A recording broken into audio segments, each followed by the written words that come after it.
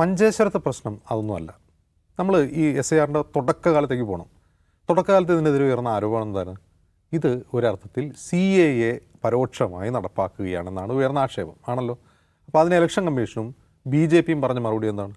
ഇതങ്ങനെയല്ല, ഇത് CAA നടപ്പാക്കലല്ല, പകരം ഇന്ത്യൻ പൗരത്വമുള്ളവർക്ക് മാത്രമേ വോട്ട് പാടുള്ളൂ. ഇന്ത്യൻ പൗരന്മാരല്ലാത്തവർ ധാരാളം ഇന്ത്യയിലുണ്ട്, അവർ വോട്ട് നിഷേധിക്കുക, വോട്ട് ചെയ്യാൻ പാടില്ല. അങ്ങനെയാണ് ഇലക്ഷൻ കമ്മീഷൻ പറഞ്ഞത്. ജ്ഞാനേഷ് കുമാർ പറഞ്ഞെന്താണ്?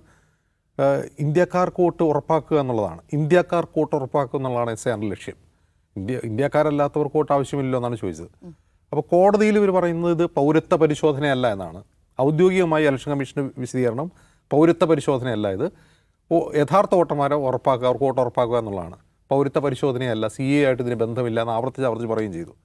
ഇപ്പം മഞ്ചേശ്വരത്ത് നടക്കുന്നത്, മഞ്ചേശ്വരത്ത് ഫോം 7 കൊടുത്തത് ഈ 7 വോട്ടർമാരിൽ പുരുഷനായ ഒരാൾ, മുഹമ്മദ് എന്ന് പേരുള്ള ഒരാൾ ഇന്ത്യൻ പൗരനല്ല എന്ന കാരണം ചൂണ്ടിക്കാട്ടിയാണ്.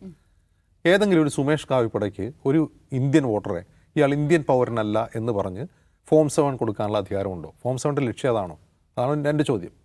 അങ്ങനെയാണെങ്കിൽ ഇലക്ഷൻ കമ്മീഷൻ സമ്മതിക്കണം ഇത് പൗരത്വ പരിശോധന തന്നെയാണെന്ന് പറയണം. ഫോം 7 എന്താണ്? മരിച്ചുപോയവരോ താമസം മാറിയവരോ മറ്റ് മണ്ഡലങ്ങളിൽ വോട്ടർ പട്ടികയിലുള്ളത് ഇരട്ട വോട്ടർ ഉള്ളതായി ചൂണ്ടിക്കാണിച്ച് അത് നീക്കം ചെയ്യുക എന്നുള്ളതാണ് ഫോം 7ൻ്റെ ലക്ഷ്യം. അതല്ലാതെ ഇയാൾ ഇന്ത്യൻ പൗരനല്ല എന്ന് പറഞ്ഞുകൊണ്ടെങ്ങനെയാണ് ഫോം 7 കൊടുക്കാൻ കഴിയുക? അതെങ്ങനെയാണ് ഭരണാധികാരി സ്വീകരിക്കുക? അപ്പോൾ യഥാർത്ഥത്തിൽ മഞ്ചേശ്വരത്ത് നടന്നെന്താണ്? CAA നടപ്പാക്കുകയാണ് ചെയ്യുന്നത്. ഏതെങ്കിലും CAAയിൽ ഇത് തന്നെയാണ്. ഇപ്പോൾ എനിക്ക് തോന്നുകയാണ് ദിവ്യ ഇന്ത്യൻ പൗരരെ അല്ല എന്ന് തോന്നിക്കഴിഞ്ഞാൽ CAA NRC പ്രോസസ്സിൽ എനിക്ക് പരാതി കൊടുക്കാം. ഫോറിൻ ട്രിബ്യൂണലിൽ ദിവ്യയുടെ പൗരത്വം പരിശോധിക്കും. അതല്ലേ ഇപ്പോൾ നടന്നുകൊണ്ടിരിക്കുന്നത് മറ്റൊരർത്ഥത്തിൽ. അപ്പോൾ ഇവിടെ ഇലക്ഷൻ കമ്മീഷൻ മഞ്ചേശ്വരം ഒരു എക്സാമ്പിളായിട്ട് എടുത്തിട്ട് ഇലക്ഷൻ കമ്മീഷൻ വിശദീകരിക്കേണ്ടത് ഈ ഫോം 7 സ്വീകരിച്ചത് എന്ത് ബേസിസിലാണ്, എന്ത് ഗ്രൗണ്ടിലാണ് ആ ഫോം 7 സ്വീകരിച്ചത്? മുഹമ്മദ് എന്ന പേരുള്ള വോട്ടർ, അയാൾ മുമ്പ് വോട്ട് ചെയ്തതാണ് അവിടെ. ആ വോട്ടർ ഇന്ത്യൻ പൗരനല്ല എന്ന് ഏതോ ഒരു BJPക്കാരൻ പറഞ്ഞുകൊണ്ട് ഫോം 7 സമർപ്പിച്ചെങ്കിൽ ആ റീസൺ ചൂണ്ടിക്കാട്ടിയാണോ ഡിലീഷന് വേണ്ടിയുള്ള അയാളുടെ ആപ്ലിക്കേഷൻ സ്വീകരിച്ചതെന്ന് തെരഞ്ഞെടുപ്പ് കമ്മീഷൻ പറയണം, ജില്ലാ കളക്ടർ പറയണം.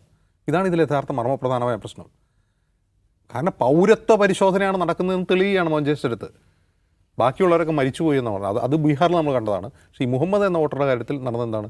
ഇയാൾ ഇന്ത്യൻ പൗരനല്ല എന്ന് പറയുകയാണ്. അതായത് ഒരാളുടെ ഇന്ത്യൻ പൗരത്വം, നമ്മൾ ഈ നാട്ടിൽ ജീവിക്കുന്ന എന്ത് കോൺഫിഡൻസിലാണ്? ഭരണഘടന നമുക്ക് നൽകുന്ന അവകാശങ്ങൾ നമുക്ക് ലഭ്യമാണ്. നമ്മളെ സംരക്ഷിക്കാൻ ഇവിടെ ഭരണകൂടമുണ്ട്. നമ്മുടെ ജീവനും സ്വത്തും അഭിമാനവും സംരക്ഷിക്കാൻ ഇവിടെ ഭരണകൂടമുണ്ട്. കാരണം ഞാൻ ഇന്ത്യൻ പൗരനാണ്. ഈ കോൺഫിഡൻസിൽ നമ്മളിവിടെ ജീവിക്കുന്നത് തലയുയർത്തി.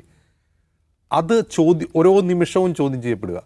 ഒരു SIR തീവ്ര വോട്ടർ ലിസ്റ്റ് പരിശോധനയിൽ അത് ചോദ്യം ചെയ്യപ്പെടുക, അത് സംശയത്തിന് നേരിടാവുക എന്ന് പറഞ്ഞാൽ നമ്മൾ എന്ത് ആത്മവിശ്വാസത്തിൽ നാട്ടിൽ ജീവിക്കുക?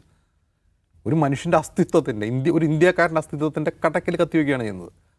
ഇത് ഒറ്റപ്പെട്ട ഒരു മുഹമ്മദിൻ്റെ പ്രശ്നം മാത്രമല്ല, ബംഗാളിൽ ഇതാണ് നടന്നുകൊണ്ടിരിക്കുന്നത്. ബംഗാളിൽ എന്തുകൊണ്ടാണ് മമതാ ബാനർജി ഇത്ര പ്രൊട്ടസ്റ്റ് ചെയ്യുന്നത്? ബംഗാളിൽ നടന്നുകൊണ്ടിരിക്കുന്നത് ഇത് തന്നെയാണ്. അവിടെയും പൗരത്വം തന്നെയാണ് പ്രശ്നം. ആ ബംഗ്ലാ ഭാഷ സംസാരിക്കുന്ന മുഴുവൻ മനുഷ്യരെയല്ല, മുസ്ലിം കമ്മ്യൂണിറ്റിയെ അവരെ ബംഗ്ലാദേശികളാക്കുകയാണ്. അങ്ങനെ വോട്ടർ പട്ടികയിൽ നിന്ന് ഒഴിവാക്കാൻ നോക്കുകയാണ്. അപ്പോൾ കേരളത്തിലും അത് നടക്കുന്നു. ഒന്ന് ആലോചിച്ച് നോക്കുക, കേരളത്തിൽ ഇത്രയും വിജിലൻ്റ് ആയിട്ടുള്ള രാഷ്ട്രീയ സമൂഹമുള്ള ഒരു സംസ്ഥാനത്ത് ഒരു ഇന്ത്യൻ പൗരനായ ഒരു വോട്ടറെ അയാളുടെ പൗരത്വം ചൂണ്ടിക്കാട്ടിക്കൊണ്ട് ഏതോ ഒരു സുമേഷ് കാവിപ്പട ഫോം 7 കൊടുക്കുമ്പോൾ അത് ഹിയറിങ്ങിന് വിളിക്കുന്നു എന്നുള്ളത് ഗുരുതരമായ പ്രശ്നമാണ്. സർക്കാർ ഇടപെടേണ്ട പ്രശ്നമാണ്. രാഷ്ട്രീയ പാർട്ടികൾ വിജിലൻ്റ് ആവേണ്ട പ്രശ്നമാണ്. അത് ഒരാളുടെ പ്രശ്നമല്ല, ഭാവിയിൽ ഇനിയും ആവർത്തിക്കാൻ സാധ്യതയുള്ള പ്രശ്നങ്ങളാണ്.